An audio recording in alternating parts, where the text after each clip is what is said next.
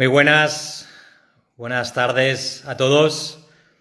Como teníamos previsto, empezamos esta nueva edición de 2050 en cuarentena, las sesiones que estamos llevando a cabo en esta muy larga etapa de confinamiento.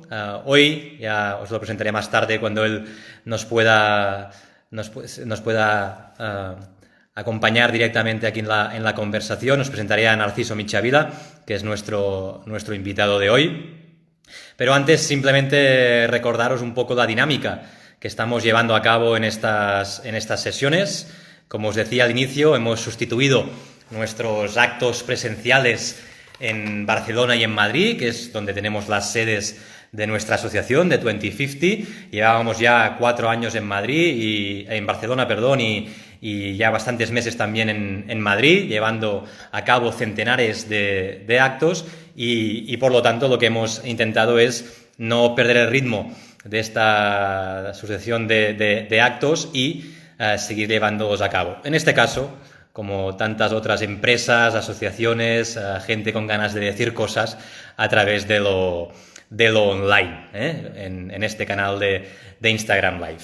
Voy a intentar que esté con nosotros directamente Narciso y nuestros amigos de nuestra audiencia, todos ellos son chistosos. Estamos esperando a Narciso, que está ya conectado. ¿Qué tal? Narciso, Buenas tardes. buenas tardes. Buena tarde desde Madrid, Xavi. ¿Cómo estás, querido? ¿Todo bien? Todo bien, todo bien. Voy a cambiarme de sitio. Todo bien. Todo en orden. Bueno, lo celebro.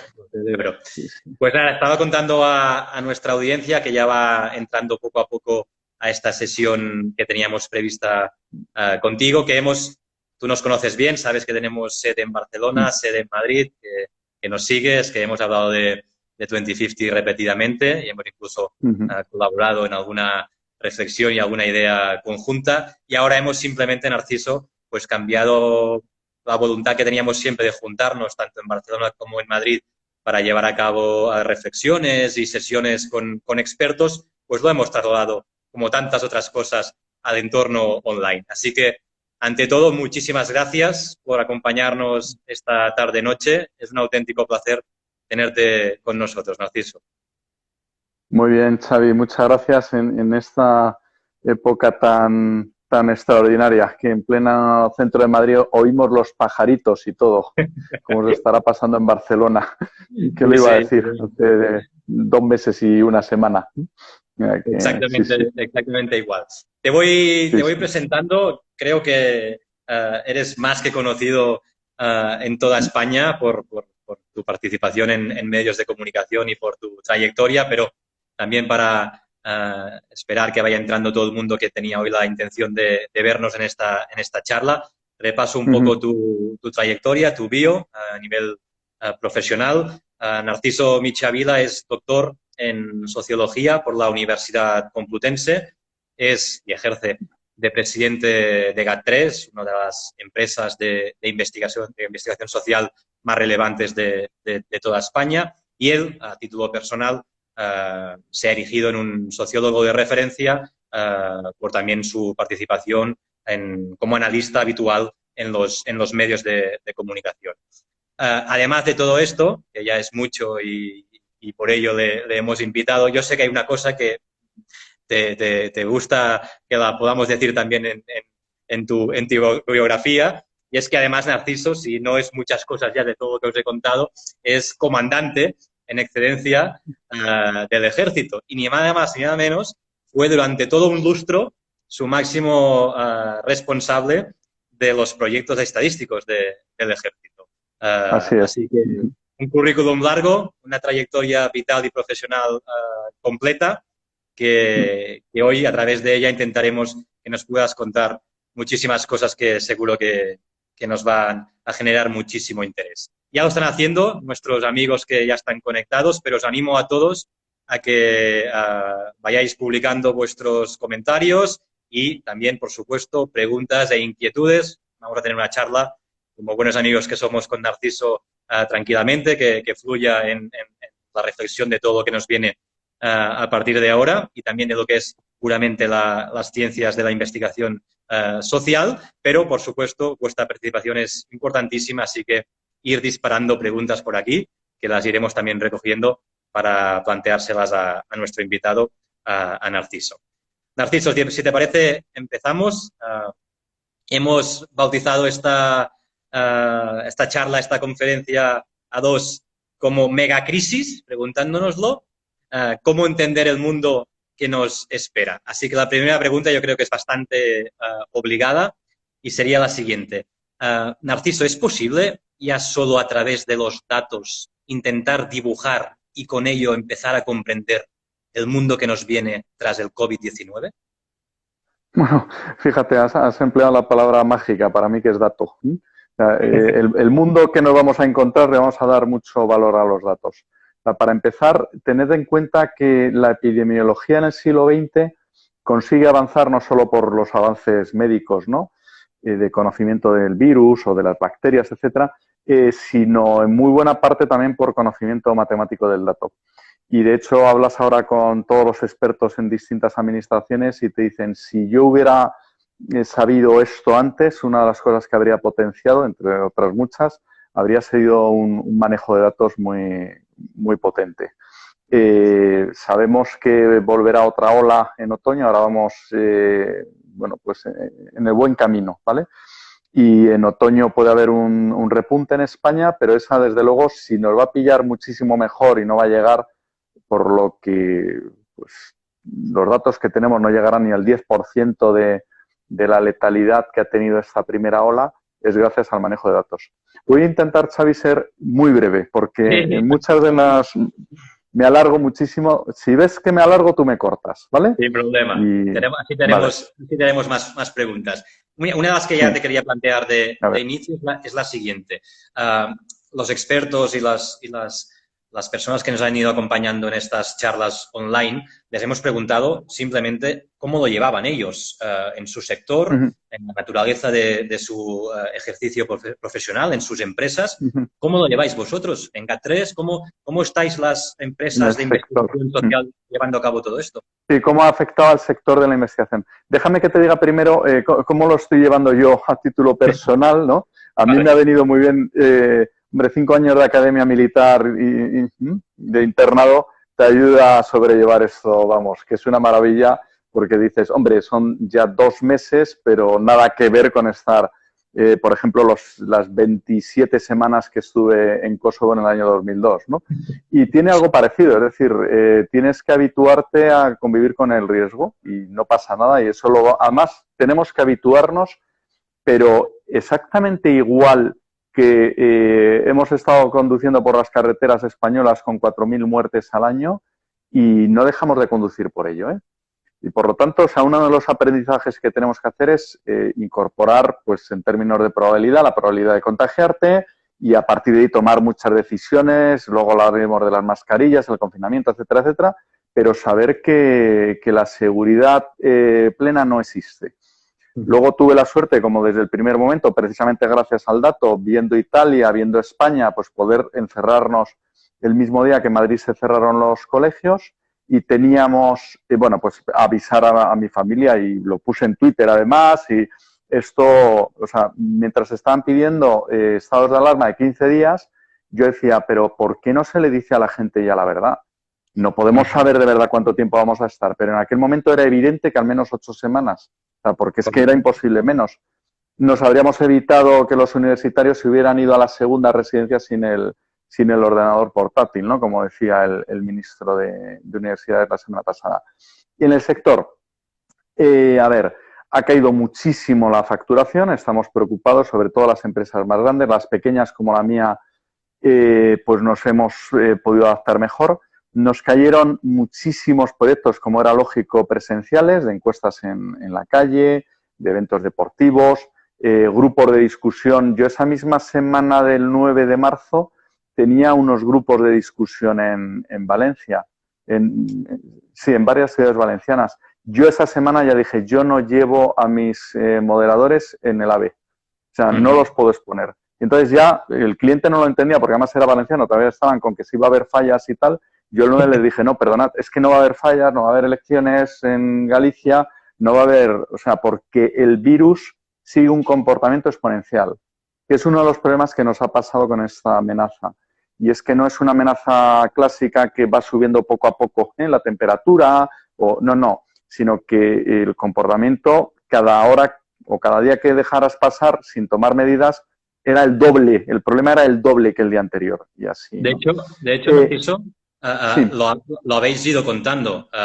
En tu sí, Twitter, por ejemplo, uno de nuestros compañeros que fue fundador y fue presidente de GAT3, que es mi querido amigo Roger Montañola, siempre dice cada día, dice, mira, a mí, con esta lluvia de datos que hay, con tanta información que nos viene de tantos datos y tantas cosas, yo hago solo una cosa muy simple.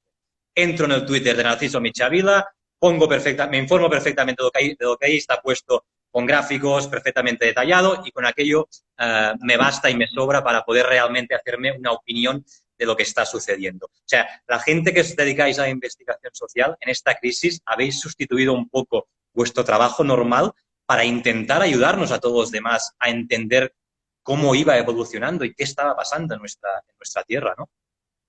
sí, yo además, o sea, yo he hecho ese ejercicio, sé que lo ha hecho mucha más gente, también Kiko Llaneras, Gonzalo Adán y en otros países también. O sea, yo tengo mi propia lista COVID cerrada, ¿no? Pero voy siguiendo a bastantes tuiteros que me ayudan muchísimo en muchos aspectos. Y estoy descubriendo que lo de la epidemiología es un mundo apasionante, por cierto. Pero vamos, yo no intenté ejercer de ello porque no lo soy, pero sí de analista de datos.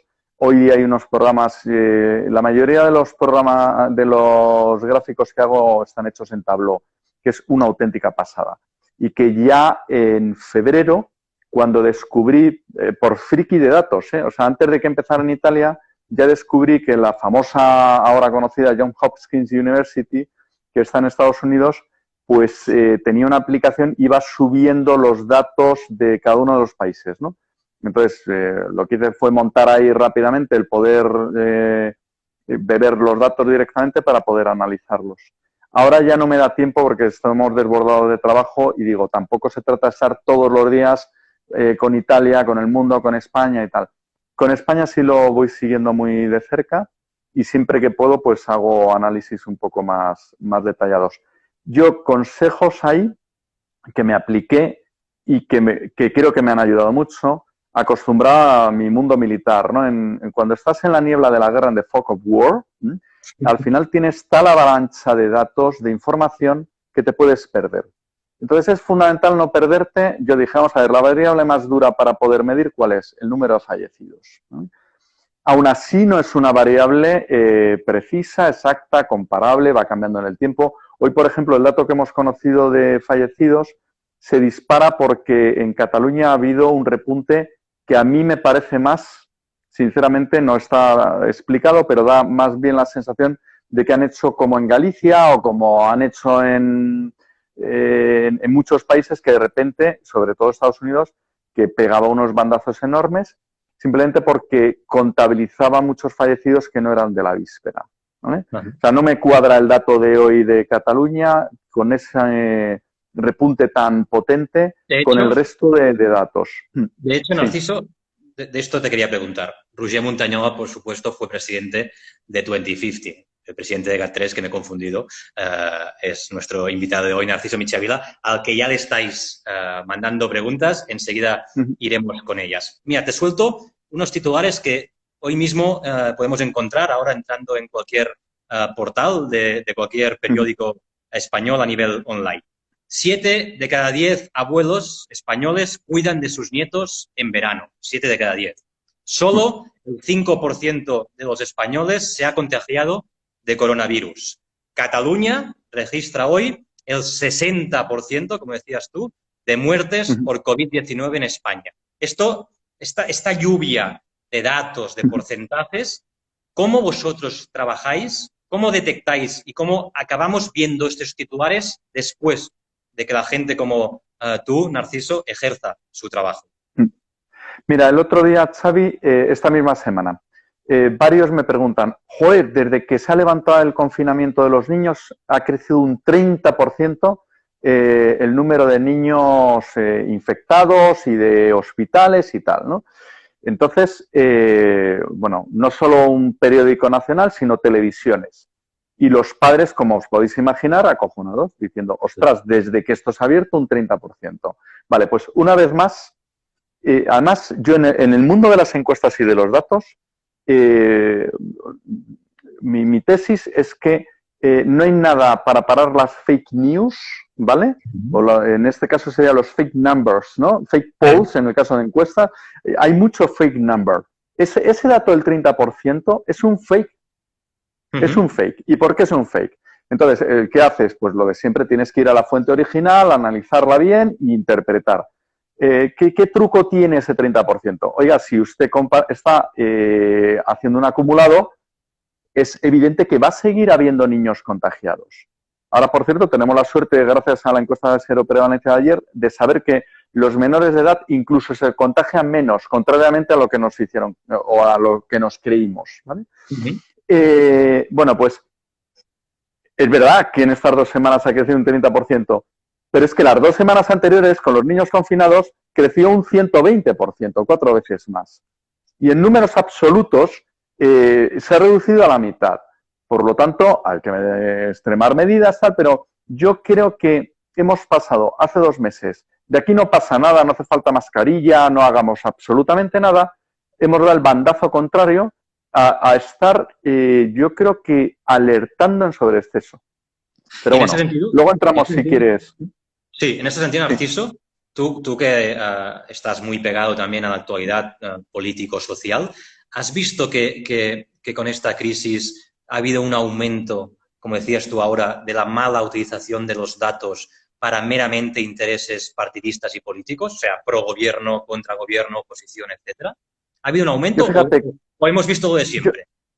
Yo creo, vamos a ver, sinceramente, que el debate político grosero, muy lleno de grandes,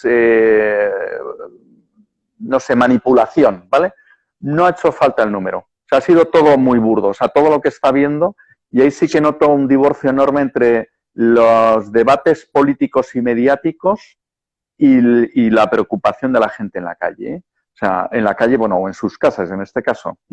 Pero no precisamente por los números. Porque entre otras cosas, o sea, por ejemplo, cuando todo el debate de las fake news y hay que combatir las fake news, digo, pero ¿estos dónde están viviendo? O sea, ¿hay alguna noticia más impactante que el número de fallecidos que hay? ¿Que el número de gente que está haciendo cola ahora mismo para poder comer? O sea, es que no hay ninguna noticia. Me recuerda cuando en la época del Prusés el gobierno de entonces en Madrid se preocupaba con los bus rusos. Digo, pero si estamos 4 gatos en Twitter y somos unos frikis, ¿sabes? O sea, que a veces... Y sin embargo, el dato sí que se ha interpretado mal, pero creo que por falta, sinceramente, de preparación en números de los periodistas, que en su mayoría es gente de letras. Hay mucha mística tras los datos y con ello después la utilización. Y ahora también con la crisis y antes ha habido mucha reflexión al respecto, muchas preguntas, ¿no? Por ejemplo, ¿es bueno? La pregunta básica yo creo que es, ¿se deben dar siempre todos los datos a nivel público y oficial? ¿Es necesaria la total transparencia? ¿Hay siempre aquel debate medio oculto de por qué no dar los números de suicidios en España? O ahora mismo con esta crisis, pues ¿por qué se ha tardado tanto muchas veces en dar los números de fallecidos en exclusivamente en residencias de mayores? ¿Tú que manejas datos día sí, día también, crees que sí, deben estar todos los datos siempre a disposición de la ciudadanía? A ver, sí. O sea, tendría que encontrar excepciones, pero el no tiene que ser una excepción. Y sí, y entre otras cosas porque, o sea, soy un convencido de que, vamos a ver, parte del problema que está pasando en España es esa falta de confianza que hay del ciudadano hacia el gobernante, cosa que no pasa en Suecia, por ejemplo, por poner un ejemplo, ¿vale? Pero es que a su vez es que el político sueco se fía del ciudadano. Y aquí, sin embargo, estamos todavía debatiendo si hay que prolongar estado de alarma o no. O sea, yo, evidentemente, en el primer tramo, en el primer momento, cuando además la vida es normal y tienes que imponer, pues no te queda más remedio que enviar a la policía y hacer lo que haga falta. Pero lo que ha demostrado el ciudadano es que si tú le explicas las cosas, se comporta racionalmente y como adulto. Por lo tanto, lo que teníamos que haber hecho, y lamentablemente la crisis, en lugar de avanzar para que fuéramos todos más maduros, tuviéramos más información, o sea, ¿por qué un funcionario va a ser mejor ciudadano que el que no es funcionario? ¿Por qué hay que ocultarle? O sea, yo creo que cuanta más información se disponga, muchísimo mejor. A través de los datos, a través de los datos, ahora que hablabas de algún país también extranjero, te hemos visto publicar también acerca de la evolución en Italia, por ejemplo, muy centrado en Italia, pero también en otros países. ¿Qué conclusiones sacas simplemente, la frialdad de los datos? ¿Qué te dicen los datos de la gestión y de la realidad que se ha vivido, por ejemplo, pues en un país vecino como Portugal, radicalmente diferente de lo que hemos vivido en España o en UK, en Reino Unido, ¿no? ¿Por qué estas diferencias dentro de un mismo continente, a veces con similitudes entre países pues lo más lejanos dentro del continente y en cambio tan diferentes de países vecinos? Pues mira, el mapa, ¿no? Ayer conocimos el mapa de seroprevalencia en España. Sí. Pero te lo llevas a todas las regiones NUTS de Europa y ¿qué te está diciendo el mapa? Te está diciendo dos cosas. Primero, que el virus no conoce de fronteras y que por lo tanto pues empieza a lo mejor en una zona de Suiza y se va expandiendo hacia zonas limítrofes de Italia. Aquí en Madrid, pues empezó por Madrid, empezó por Álava, empezó por Igualada y de Madrid se lo hemos ido exportando a las provincias limítrofes. Soria es la más castigada porque tiene muchísima población de Madrid y mucha población del País Vasco, que cuando fueron a sus casas pues llevaron ¿no? Y a la par también el propio dato te está hablando de que aunque el virus no conoce de fronteras, las decisiones correctas, ¿vale? Han servido para minimizar muchísimo la pandemia inicialmente. A mí, para mí el caso paradigmático es en Italia, la misma zona tal, en Véneto, que es limítrofe con Lombardía. En Véneto, pues tienen la suerte de que hay un experto allí que desde el primer momento, en cuanto en uno de los pueblos había casos, lo que sugiere es hacer test a los sintomáticos, que no vayan a los hospitales y que se confinen, pero solo esos, ¿vale? En Lombardía hacen lo contrario.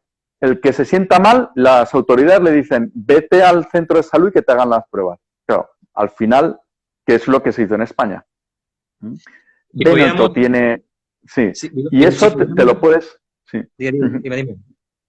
No, y te lo puedes llevar aquí y de nuevo viene a ser el dato, viene a ser expertos. En España ha habido administraciones de los dos colores, que han cogido, Canarias, por ejemplo, pues cuando comenzó la crisis, decidió, ojo, y ahora decimos, es que son unas islas, sí, pero son unas islas que no para de entrar población extranjera, O sea, que podía haber sido, alguna de las islas podía haber sido, vamos, una carnicería. Desde el primer momento, consejero de salud político lo cambian por un experto. Las decisiones han sido tomadas y con muchísima transparencia, además, O sea, informando desde el primer momento y sin ningún tipo de inferencia en los medios de comunicación. Esto es importante, ¿vale? Siempre.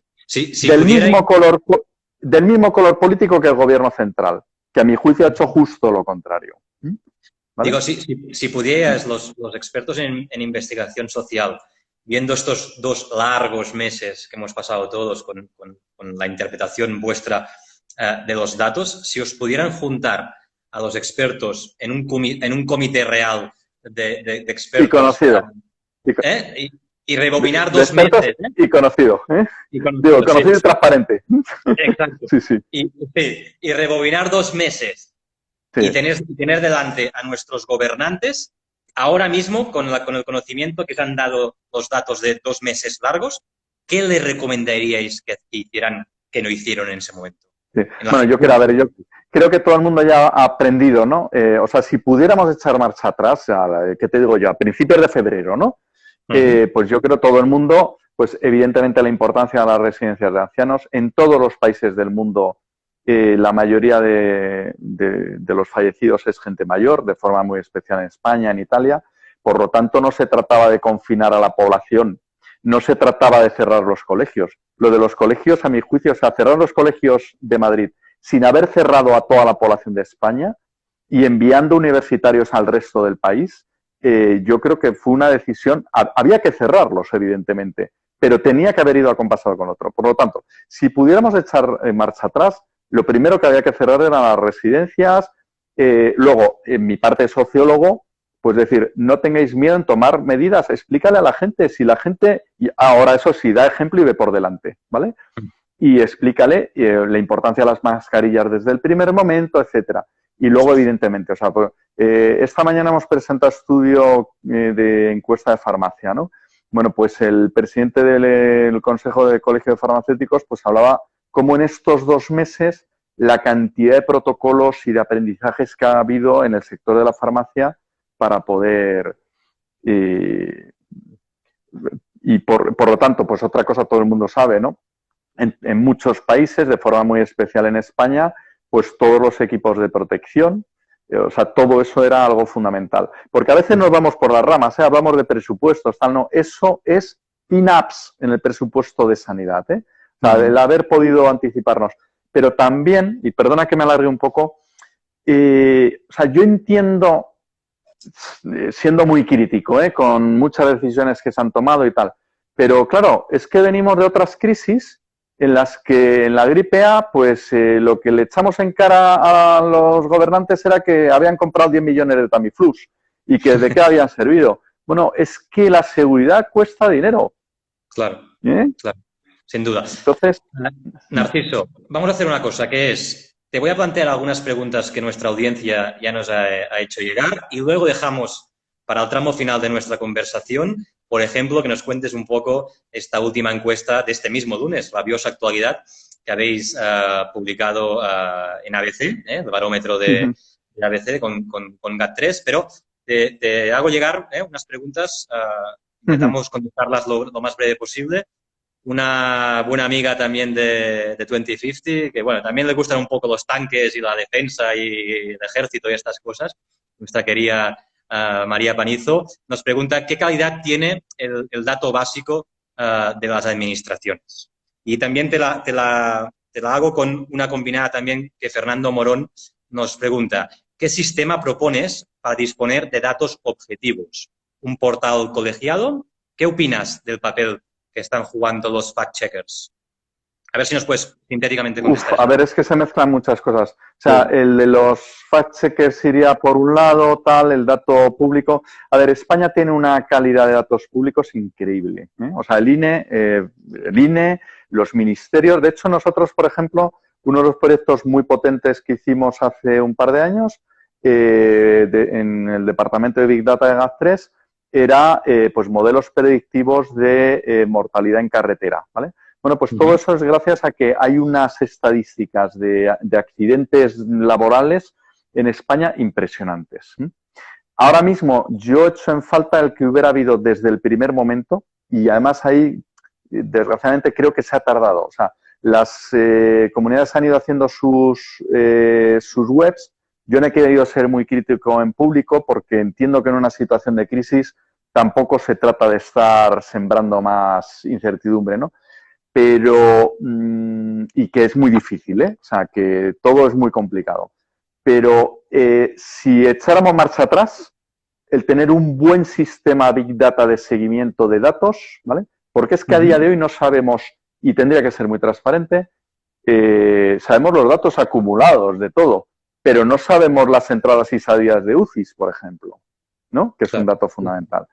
Entonces, el dato oficial tradicionalmente es de una calidad inmensa. El problema es que ahora mismo viene muy contaminado con que cada uno está utilizando un criterio, etcétera, ¿vale?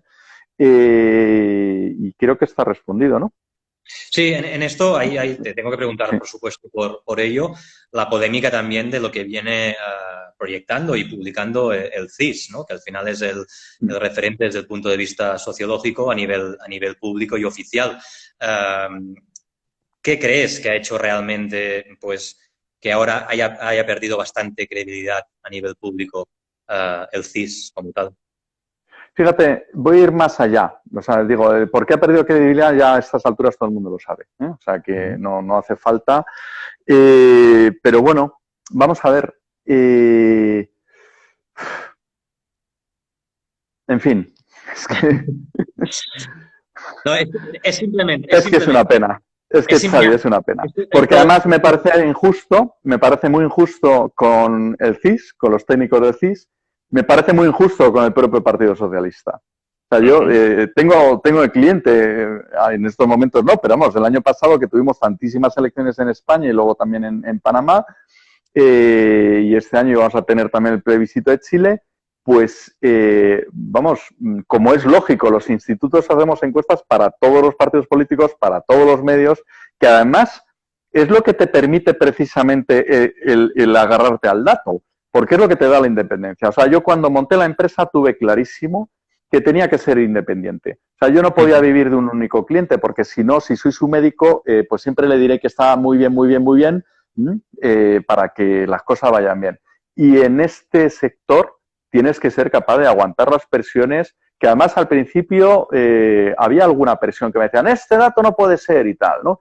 O otros partidos que te enviaban burofax diciendo que cómo dabas ese resultado y tal. A estas alturas ya, salvo algún hooligan, ¿vale? Sí. Nadie cuestiona que GAT3 se puede equivocar, pero no se va a desviar de los últimos resultados, que es cuando más cambia y tal, que además por otro lado dicen, es que da a este partido muy alto y luego cuando llega lo baja. Joder, macho, pues si es justo cuando importan las encuestas, no cuando no hay elecciones, ¿no? O sea que... Correcto. Sí. Me preocupa el post-Tezanos del CIS, ¿eh? Porque sí, ha bajado tantísimo el nivel que a partir de ahí a ver cómo conseguimos levantarlo. Confiamos en que se recupere esta credibilidad. Antes de pasar a la actualidad más política en España, con las encuestas que habéis publicado últimamente, hago una última pregunta que nos dirige mi amigo Alberto Ariza, director del área social del mejor club de fútbol del mundo, que como sabes es el Español de Barcelona, y nos hace una pregunta de su sector, ¿no? Nos hace una pregunta de su sector que es, ¿cuál es tu opinión como experto también en sociología, pero también como persona y como ciudadano, sobre el comienzo de algo que es tan importante también a nivel mediático y social como la Liga de Fútbol, ¿no? Y también, ¿qué opinas de que los jugadores pues tengan muchos más privilegios que cualquier sanitario incluso, pues que se están jugando la vida cada día? En cambio, los futbolistas ya todos ellos han sido testeados si tienen el COVID o no lo tienen o qué deben hacer. ¿Qué opinas de ello? Uf, a ver, como no soy muy futbolero puedo hablar sin apasionamiento, pero vamos, vivo con una mujer que es muy, muy del Atlético de Madrid y un hijo mayor que es totalmente del Real Madrid. O sea que ya te imaginas los derbis en Madrid como son, ¿no? Vamos a ver, hemos testado la semana pasada y se publicó si la gente estaba a favor de que empezara la Liga, ¿vale? Y todavía la gente no está muy a favor de que empiece la Liga. Yo sí que creo... ya os digo que no soy fan de fútbol, pero que cuanto antes, evidentemente a puerta cerrada, garantizando todas las medidas de seguridad, etcétera, pero cuanto antes a ese sector de la población tan amplio, ¿vale? Que vive de, joder, pues que su pasión es el fútbol, pueda empezar a disfrutar del fútbol, yo creo que mejor. Sería una medida de normalización. Y entendamos que el futbolista, pues, hombre, evidentemente, preferiría no, o sea, primero deberían de haber sido los sanitarios, eso es evidente. Pero y después los futbolistas, antes que los sociólogos, ¿vale? Pasamos a la política, va. Una pregunta rápida también por tu experiencia de muchísimos años en contacto con la clase política, ¿eh? Este tópico que decimos de la clase política. ¿A qué crees que tienen más miedo los políticos hoy en día? ¿Al Twitter? ¿A las encuestas que publicáis? O como ahora nos pregunta también Ferran Rabull, a las propias fake news. Sobre ellos, claro. Uf, pues no lo sé. Fíjate, yo te diría que a las encuestas. O sea, yo siempre en plan te digo que diría, porque tampoco, pero muchas veces he dicho, o sea, que tengo la suerte de tener una profesión en la que con políticos que mandan muchísimo, ¿vale? A ver cómo era la expresión que yo solía decir, solo hay dos personas en este político que mandan más que él, ¿no? Que es pues su pareja, ¿vale? Que decide mucho más que él, pues sobre todo si es un hombre, y luego el de las encuestas. Porque claro, cuando yo voy a un político con las encuestas, pues es que no es lo que digo yo, ¿no? Es lo que está diciendo su electorado. Yo creo que Hablamos las de la encuestas. última. Hablamos de la última que A ver, habéis publicado este mismo vale, lunes, súper sí, reciente. sí, El PSOE resiste, aguanta, le dais sí, 120. La crecida más notable la protagoniza el PP, que sería los 115. En sí, cambio, tanto Vox como Podemos caen, los primeros a sí. 35 y Podemos a 28, mientras que Ciudadanos sigue un poco estancado en intención de voto y tendría 8 diputados. Más o menos el resto de fuerzas, con algunos matices, pues más o menos Sí, también estarían igual. sí. Para nuestra audiencia, una valoración de cómo ha afectado el COVID-19, ¿por qué estos números tan A reciente ver, las elecciones? sí. A ver, antes de hablar de colores y de subidas y de bajadas de unos y otros, ¿vale? De nuevo, hay que ver siempre el voto con desapasionamiento, ¿m? Y hay que ir al dato. Y yo además no tengo ya ningún miedo cuando veo grandes subidas, grandes bajadas. He perdido ya el miedo a que si los entrevistados me están diciendo una cosa, sacarla. O sea, las últimas elecciones al Parlamento, recuerdo pues estos politólogos que surgen por ahí, que dices, este no debió hacer una encuesta en su vida, lo único que hace es un refrito del resto de cosas, no hay una ficha técnica, porque hay mucho académico que ves que sí sabe, ¿vale? Y que además respeta, pero otros que van pontificando y tal, y en una radio nacional y tal, ¿no? Y el tío poniendo en duda que Ciudadanos pudiera tener el 25% del voto, que Ciudadanos tuviera, Inés Arrimadas, 1.200.000, y que además, sí, bueno, y que sostenía que el PSC y Ciudadanos estaban empatados y tal, ¿no? Bueno, sigue todavía interviniendo en radios por ahí, que por eso digo, o sea, las fake polls se paran en el momento que el periodista tenga un poco de memoria y diga, oye, a ver, este hombre, ¿qué es lo que ha estado diciendo hasta ahora? Vale, ¿yo por qué me atrevo con la encuesta a dar eso? Sobre todo, primero, porque hay siempre una coherencia interna en los datos. O sea, el voto ni se crea ni se destruye. Y si uno sube es porque viene de otro lado, etcétera. Y hay que perder miedo a que si ves que Ciudadanos hace eso o en aquellas elecciones el Partido Popular casi se queda extraparlamentario, si te da eso, aparte jugamos con una ventaja los institutos, es que tenemos la encuesta, pero luego tenemos también cualitativos. Y en el cualitativo, tú en cuanto haces un cualitativo, entiendes perfectamente el porqué de esos movimientos de voto. Explícanos, yo sé lo que es Sí. porque tuve el honor de trabajar en GAT3 un año en Madrid y sé lo que es un cualitativo, pero explica un poco a nuestra audiencia qué es este concepto. Vamos a ver, cualitativo o focus group, ¿vale? O grupos de discusión que ahora los estamos haciendo en modo online, ¿vale? Claro. Porque, claro, o sea, yo a Barcelona voy muchísimo a hacer todo tipo de estudios porque después de Madrid es el segundo mercado y entonces investigas todo tipo de cosas, ¿no? Tienes que hacer, pues si fuera de fútbol, por ejemplo, ¿no? Pero vamos, es que se estudia, y yo además a Charo, que bien conoces, Charo Valencia, que es una pope, ¿no?, de los cualitativos en España, pues vas con ella y te va contando, mira, el nombre del ave lo elegimos en unos cualitativos, ¿vale? 9 personas, moderados por ella, de un perfil homogéneo en lo que estás investigando, tienes que hacer varios cualitativos y tal. Operación Triunfo. Evidentemente todo lo político, pues se hacen muchísimos cualitativos, todos los partidos políticos nos encargan cualitativos. Los padres para decidir los colegios de sus hijos, el consumidor, los farmacéuticos, o sea, es que, ¿vale? Ahora, como no los podemos tener una sala con visionado y grabado y moderado, pues lo que hacemos son focus con 6 participantes, con la novedad de que, claro, no tienen por qué ser de la misma ciudad, ¿vale?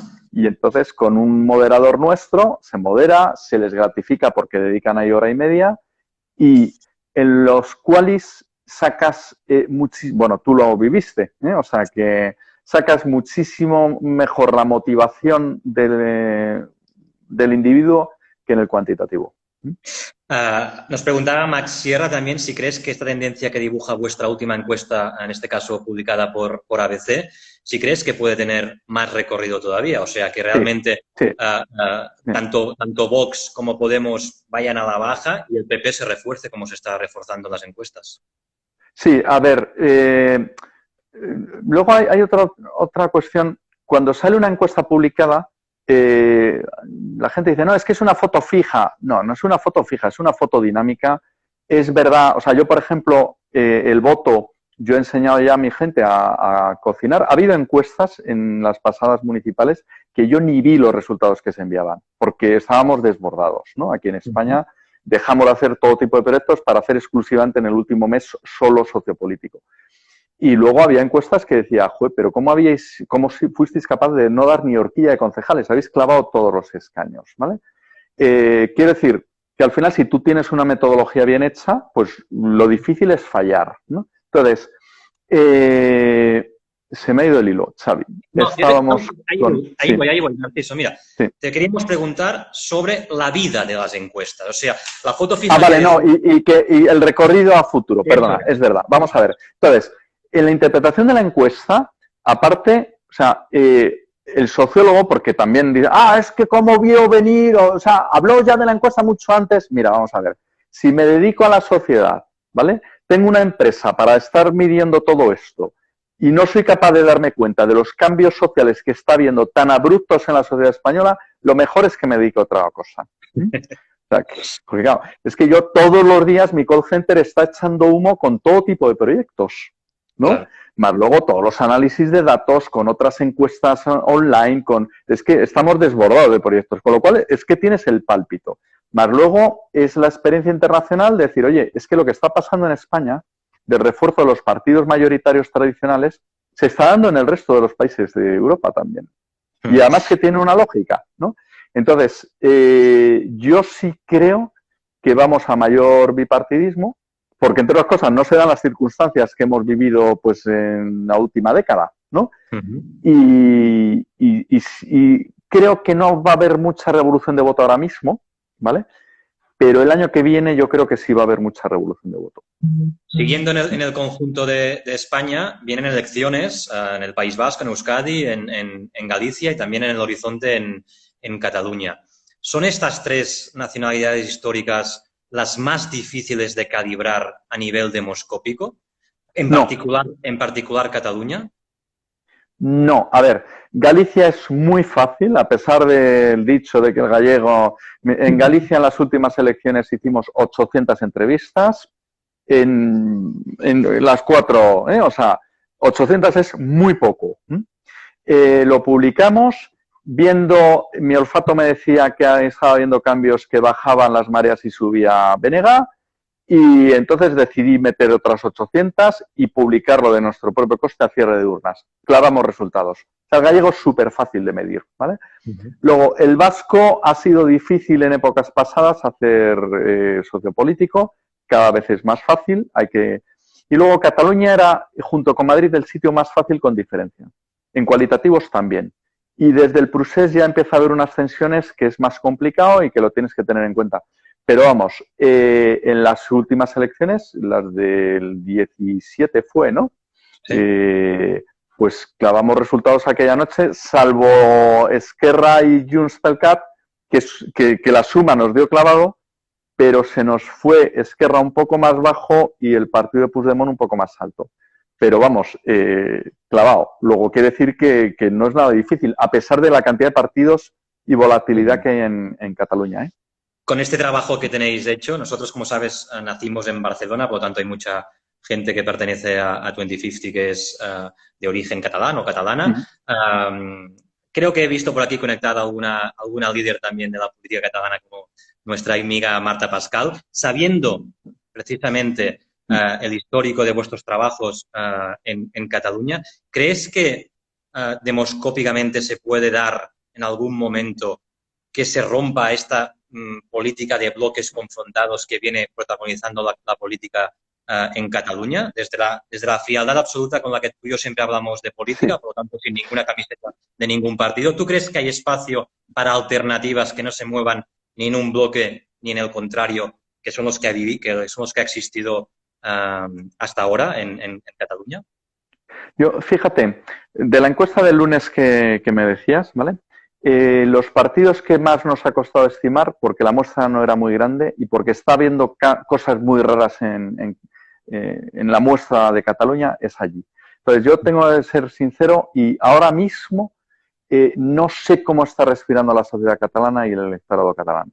No, de verdad, ¿eh? O sea, creo que hemos entrado en un túnel que yo hasta que no empiece a hacer encuesta de voto allí no puedo saber. Pero sí que es verdad que como en el resto de España y de todos los países, va a haber mucho replanteamiento de muchísimas cosas. Ahora, no sé decirte en qué dirección y si se abre espacio para un partido en el centro que, por otro lado, por estudios previos que teníamos, y vamos, es que lo sabes muy bien, Xavi, había y yo además lo he defendido, que igual que en Quebec había un electorado huérfano de opción política y que en Cataluña había un votante catalanista, nacionalista, que se siente español a su manera, pero que sobre todo se siente catalán, porque entre otras cosas es que es la región, el territorio, o como le queramos llamar, con más singularidad y especificidad respecto a todos los demás. O sea, un gallego y un murciano se parecen muchísimo más que un catalán y un madrileño, y eso que en muchas cosas nos parecemos mucho, ¿no? Dicho esto, había ahí, o sea, hay 250.000 de votantes que no tienen una opción política, que están votando, huérfanos, ¿vale?, que están votando a partidos que apuestan por la ruptura, pero porque no hay ninguno que les esté ofreciendo ahora mismo la defensa de lo catalán, ¿vale?, sin llegar a la ruptura con el resto de España. Nos Me alargo demasiado, perdona, ¿eh? No, gracias por la respuesta porque es muy completa. Nos pregunta nuestro actual presidente, Ignasi Belda, que además como compartís algo que es origen también y estima la tierra valenciana. Pues. Sí, el presidente Belda es de allí, fincado en Barcelona hace tiempo, pero a ver si encuentro la pregunta que nos hacía. Sí, que nos expliques cómo fuisteis vosotros capaces y en general cómo se detectan los movimientos súbitos a nivel social que luego, de golpe y porrazo, la gente dice, ostras, pues este partido ha entrado con 5 eurodiputados, o de golpe y porrazo alguien que en las últimas generales había sacado los mismos votos que partidos que nadie se acuerda ni se acordará nunca, de golpe y porrazo, pues una fuerza importante en el Congreso, ¿no? ¿Cómo detectáis vosotros esto antes que, evidentemente, el común de los ciudadanos? Sí, a ver, pues te cuento. Primero, gracias a un fracaso. Y el fracaso fue las europeas del 2014. Porque habitualmente veníamos clavando resultados, no publicábamos mucho, pero lo que publicábamos, pues, de hecho, yo en las del 2009, pues di resultados a cierre de urna en COPE, clavamos todos los resultados porque era súper fácil, ¿vale? Cosa que el CIS, bien hecho además, bueno, pues no fue capaz de anticipar, ¿no?, en el 2009. En el 2014 para mí fue un shock, porque sí, veíamos bajar Partido Socialista, Partido Popular, y sabíamos que había un elector huérfano de izquierdas que lo captaría alguien, ¿vale? Y llegamos a darle 2 escaños a Podemos, pero fueron 5 de 54. Entonces, a partir de ahí dices, si no estoy entendiendo el voto, que se puede medir, no entiendo, o sea, no, si no me puedo fiar de mis encuestas de voto, no me puedo fiar del resto de estudios que haga. Ahí cogimos y ese septiembre del 14 nos fuimos 3 personas de GAT3 al referéndum de Escocia. Estuvimos con una empresa británica, Survation, y desde entonces hicimos lo que yo he llamado el turismo electoral. Hemos estado en más de 17 países, trabajando muchas veces en jornadas electorales o en el caso de Israel, pues fuera de periodo electoral, con institutos de investigación de todo el planeta. De hecho, la representante de Waypor en España es Sara, que es Sara Morais, que es la responsable de investigación, que tiene contactos con todos los institutos y tal. Entonces, ahí revisamos entero todo, pusimos mucho interés en la muestra en seguir defendiendo en el caso del voto la entrevista telefónica, ¿vale? Seleccionar muy bien a los entrevistadores, que son al final lo más importante, la toma de información. Y luego, pues, el análisis mediante Tableau, que nos ayuda muchísimo. Y luego, y ya voy terminando, el saber que en todos los países del mundo donde han fallado las encuestas, principalmente es o bien porque ha habido manipulación, ¿vale?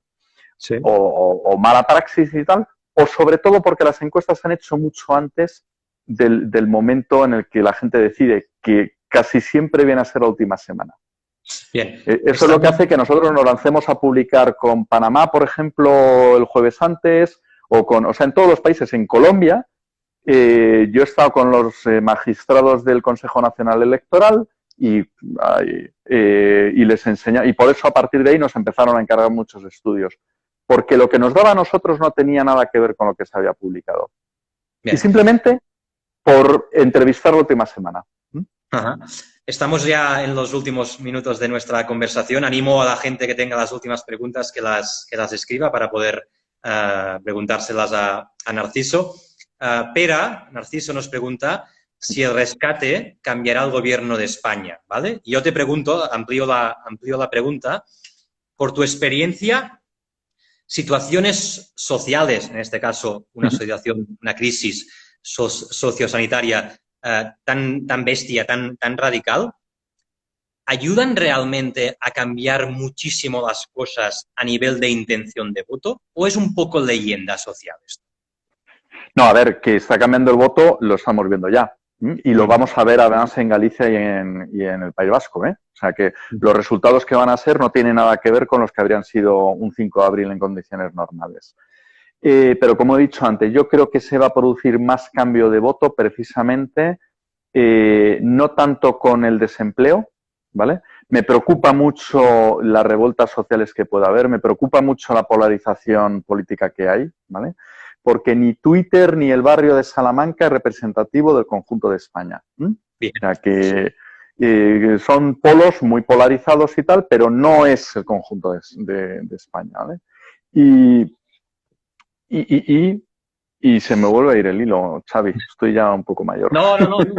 Sí. Yo creo que me has respondido y te quería enviar un par de preguntas más que nos han enviado, en este caso Marc Casanovas y Ana Collado, que Ana también es miembro de nuestra directiva global. Marc nos pregunta si el COVID-19 acabará definitivamente con el proceso. Y lo atamos también con la pregunta de Ana, que si esta situación bueno, pues puede, lo que decías tú ahora, cambiar los escenarios finales de las próximas elecciones generales en España. A ver, vamos a ver. Respecto al procés, yo me preocupa mucho, ¿vale? O sea, ¿qué cosas me preocupan? No me preocupa la desafección hacia Europa, porque puede haber desafección, pero es que al final vamos a necesitar a Europa sí o sí, y probablemente esa falta de liderazgo político que ha habido en Europa, la crisis lo que haga es volver a reforzar el proyecto europeo, ¿vale? Me preocupa, evidentemente, que la caída de ingresos públicos pues va a provocar que cuando más necesitamos una sanidad pública de calidad no vamos a tener recursos para destinarlos, porque cuando recortas es porque no tienes, o sea, porque tienes que seguir pagando, evidentemente, pensiones y paro, o sea, que no hay... pero me preocupa mucho el procés, porque el procés tuvo un origen económico. O sea, si no hubiera habido la crisis financiera y el presidente Artur Mas no hubiera tenido los problemas que tenía de recortes precisamente, no habría estirado la cuerda con el gobierno de Rajoy. Y por eso, sin saber qué puede pasar socialmente, pero en el momento que no haya dinero... Ahí, o sea, así como creo que los populismos de izquierda o de derecha van a sufrir porque no tienen experiencia de gobierno y la gente lo que busca ahora es volver a lo aburrido pero serio, ¿vale? En el caso del procés no lo tengo tan claro, sinceramente. Vamos con las últimas. ¿Cambiarán, María nos pregunta, ¿cambiarán nuestros hábitos y nuestros valores sociales a lo que yo te añado? ¿Y cómo lo vais a medir vosotros, los expertos? Sí, vamos a ver. Nuestra cultura que hemos dejado atrás, ¿vale? Llámala posmoderna o llámala posmaterialista, llámala como quieras, que tenía esos rasgos de individualismo, de el carpe diem, vivir en el presente, no, o sea, esa prepotencia hacia el estudio del pasado, esa negación de metarrelatos, de la trascendencia, o sea, todos esos, en muy buena medida, y a su vez también de apertura, de globalización, de cambio de ideas, de relativismo, etcétera, ¿no? En muy buena parte tenía un sustento, ¿vale? Que está muy medido en la encuesta mundial de valores y en todos los estudios de valores, en que éramos la primera generación de la historia de la humanidad que vivíamos sin percepción de amenaza. Los occidentales de Europa y América y tal, por primera vez no hablábamos de antes o después de la pandemia, de la epidemia, o antes o después de la guerra. Y dábamos por garantizada nuestra supervivencia. Eso ya no es así. O sea, ahora ya vamos a vivir con la incertidumbre durante unos años, ¿vale? Y nos marcará para siempre y volveremos en algunas cosas a recuperar valores que hemos dejado atrás, ¿vale?